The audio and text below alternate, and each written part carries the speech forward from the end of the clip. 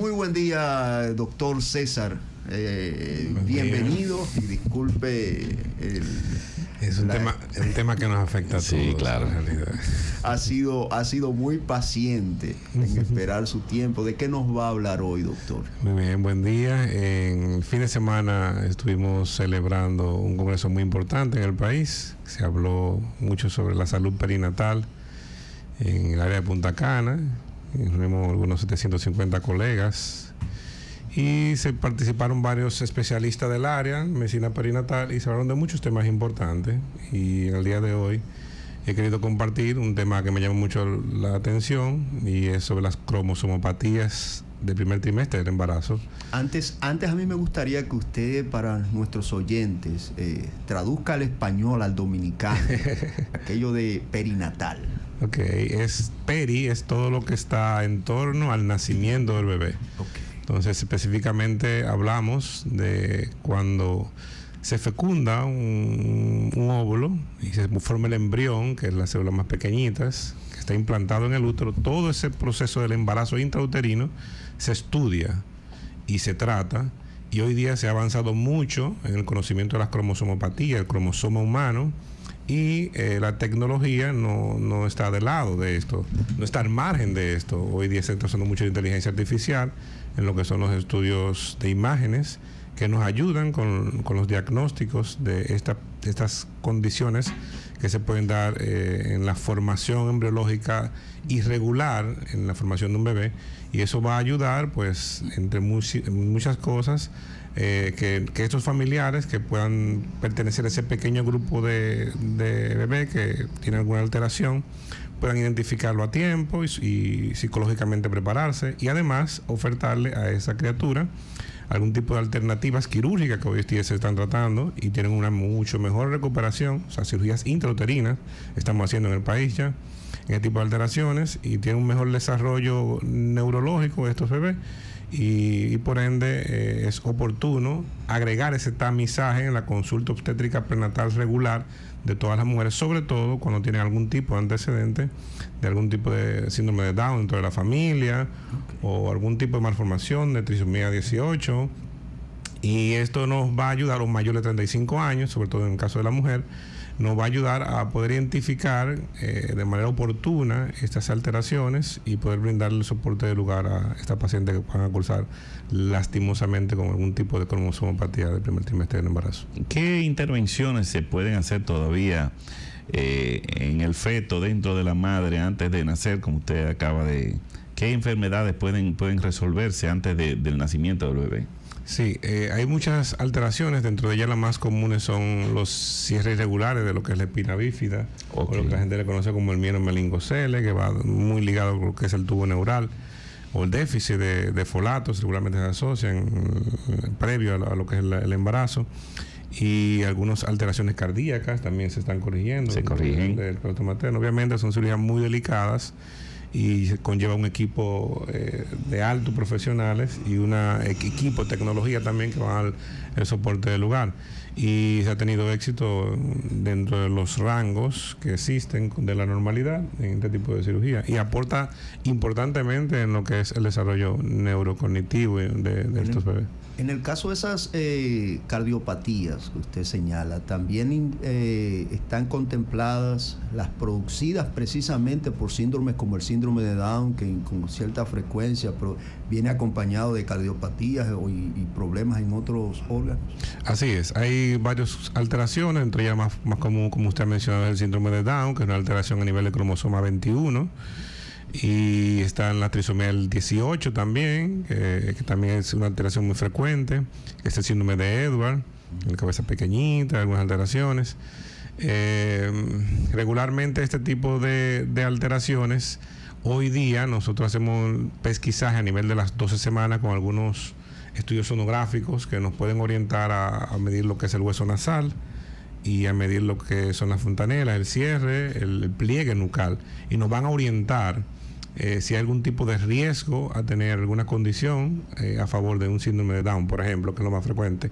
Si tenemos algún factor de esto alterado sonográficamente, entonces complementamos con otros marcadores bioquímicos que son como la alfa-fetoproteína, están hormona beta-HCG y unas proteínas tipo A que produce la placenta, que en su alteración nos indica que podría haber algún tipo de condición genética. Ya si se confirman estas alteraciones, entonces hay un panel genético también que se manda a hacer y descarta una serie de malformaciones que son identificables. En estos casos, doctor, hay países donde cuando se descubren este tipo de situaciones se recomienda la suspensión o el aborto de las criaturas. La interrupción del embarazo.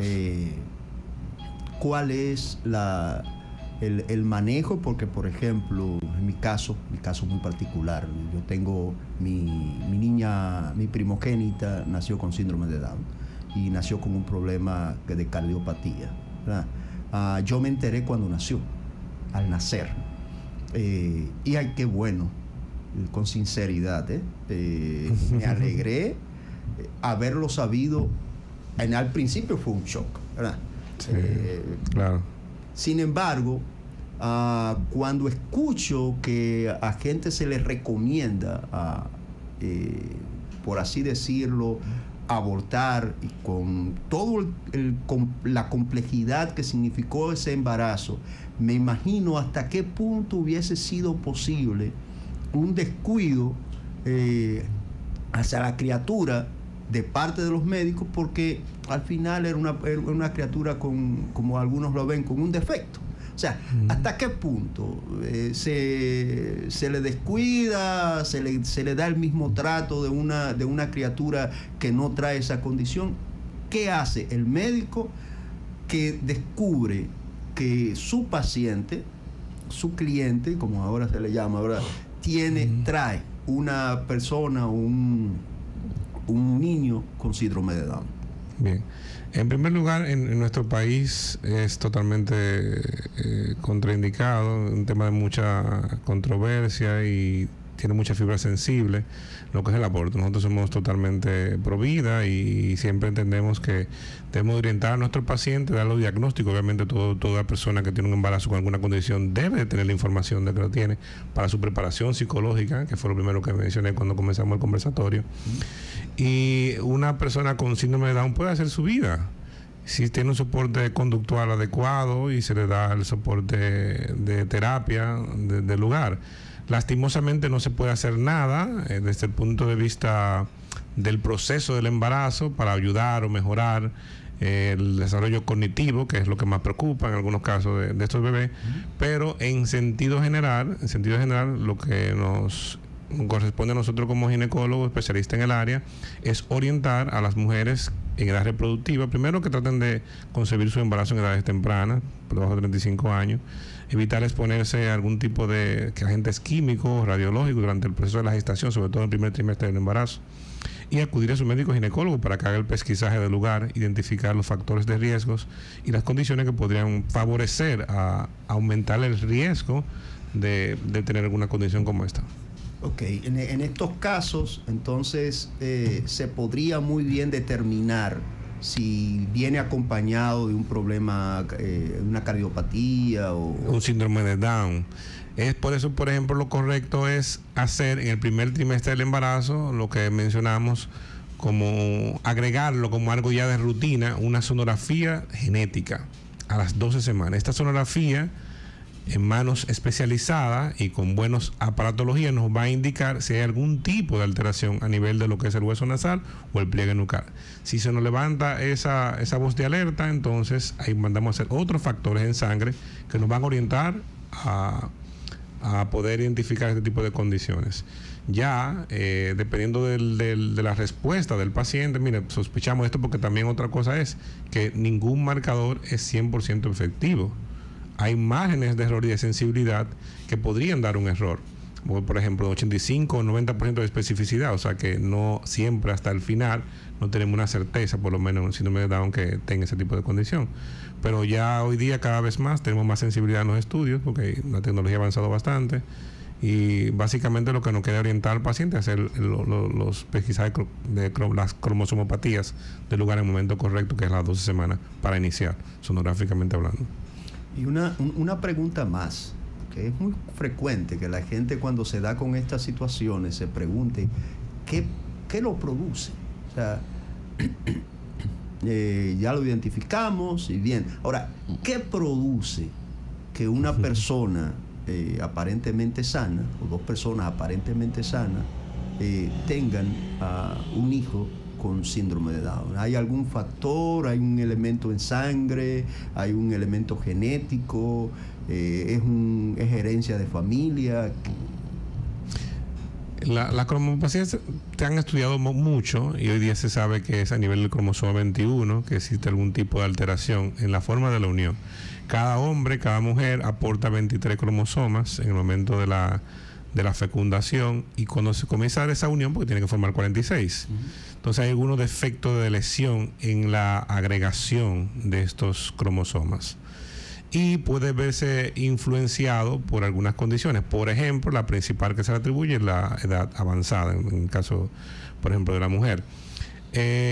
Hace un copiado de defecto. Usted tiene una fotocopiadora nueva, le va a dar una fotocopia perfecta, digamos, de todo lo que es una imagen. En la medida que el tiempo va pasando, esa copia sale con algunas pequeñas omisión en algunas letras. Entonces eso pasa en el copiado de los cromosomas en la medida que el tiempo va pasando.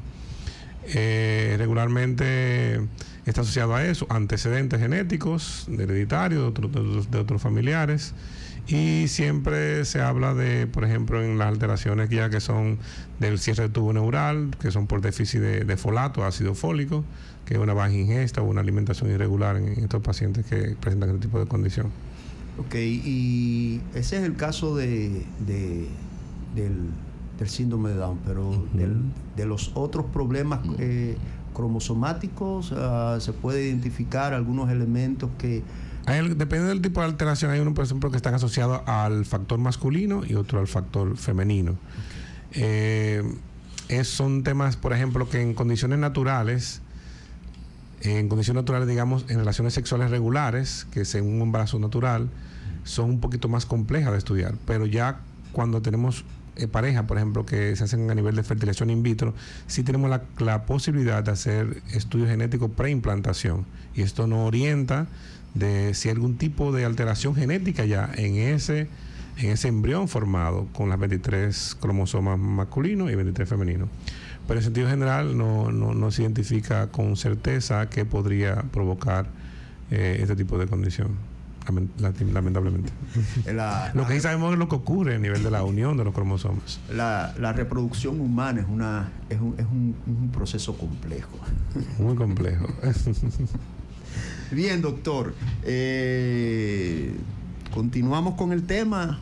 Desarrolle, por así decirlo, los resultados del taller en el que estuvo presente. Muy bien, entonces se habla mucho sobre lo que es la atención adecuada, prenatal, identificar este tipo de alteraciones, y cada día más hacemos hincapié y exhortamos a las mujeres embarazadas en edad reproductiva o las mujeres en edad reproductiva que se acerquen a una unidad especializada o a un médico de cabecera para poder llevar un chequeo prenatal adecuado. Hay un carnet prenatal que se llena en cada consulta obstétrica, que es mancomunado con el seguimiento perinatal, o los médicos pediatras que son especialistas en recibir los niños del momento del parto, sobre todo cuando son prematuros, se llaman perinatólogas. Entonces, tanto los ginecólogos, obstetras, como los perinatólogos, tenemos el deber de entregar a la madre y a la sociedad un bebé en condiciones adecuadas o mayormente saludable dentro de las condiciones humanas y profesionales lo permitan. Y para esto orientamos siempre a la población o a las mujeres que deben de tener una higiene dietética adecuada, deben, sobre todo en el primer trimestre del embarazo, tratar de evitar algún tipo de exposición al dietilbetilbestrol, que son algunos agentes químicos, algunas radiaciones, los repetidores de internet, que es muy frecuente en un primer trimestre del embarazo. Lamentablemente la mujer, o la mayoría de los casos, como el embarazo no son planificados, muchas veces la primera parte del embarazo nos no se dan cuenta que están embarazadas. Entonces se exponen una radiación, microondas, fotocopiadoras, que con una sola exposición no va a hacer nada, pero las múltiples exposiciones sí podrían alterar algún tipo de condición. Sobre todo se habla mucho en estos recién nacidos que es del síndrome de hiperreactividad o déficit de atención, o se habla mucho también que cada día más, no sé, que hay una sobrediagnosticado, se está sobrediagnosticando lo que son el llamado autismo en sus diferentes variantes. Entonces, siempre orientar a una buena higiene de la alimentación, de cuidar a exponerse a algún tipo de condiciones, ya sean químicos o radiológicos, para evitar disminuir los factores de riesgo que pueden dar al traste con el buen desarrollo embrionario de nuestro bebé en el claustro materno. ¿Qué tanto le puede cambiar la vida a un niño si el hecho de que sus padres conozcan con anticipación la condición con la que llega, o que lo descubran después del nacimiento, cuando, por decirlo de alguna manera, ya no hay ninguna prevención ni nada que hacer en el proceso? Bueno, desde el punto de vista de salud, toda persona debe estar orientado en el diagnóstico que tiene. Y lo correcto siempre es que si hay algún tipo de alteración, el médico, con mucho tacto y con un apoyo de psicología y de otros especialistas, pueda darle esa información a la madre, acompañada siempre del padre o de cualquier personal cercano, porque efectivamente esto conlleva un trauma emocional a nuestras madres, a nuestros padres, porque todo el mundo, nadie quiere ser ese pequeño 2% de personas que están alterados. Entonces, cada quien quiere tener un hijo sano y saludable, y lastimosamente somos parte de la estadística, todos estamos en el globo. Entonces, es importante hacer las mediciones del lugar, hacer el pesquisaje de este tipo de alteraciones para poder brindarle de manera oportuna la información a los padres, y al mismo tiempo algunas condiciones que pueden ser corregibles y pueden tener un mejor desarrollo ya en la vida neonatal, pues poder ofertar también al bebé ese tipo de alternativas. Doctor, el tiempo se nos está agotando. No quisiéramos despedir sin dar oportunidad a que ustedes nos indique cómo tienen posibilidad nuestros oyentes de comunicarse con usted, de visitarle y de ser atendido por usted. Sí, muy bien. Estamos en Santo Domingo, en el Hospital General Plaza de la Salud, en el edificio principal, en la puerta 1, 10, y en el Centro Médico UCE, en la Pedro Cureño 83, en la Torre Profesional KP, séptimo piso 707, y aquí en La Romana, en la clínica del Dr. Canela, en el cuarto piso 402, 829-637-9214, solo WhatsApp para mayor información. Continuamos con la revista de Radio Ven y Cielo TV. No se mueva, vamos a recibir unas informaciones comerciales interesantes y regresamos en la revista.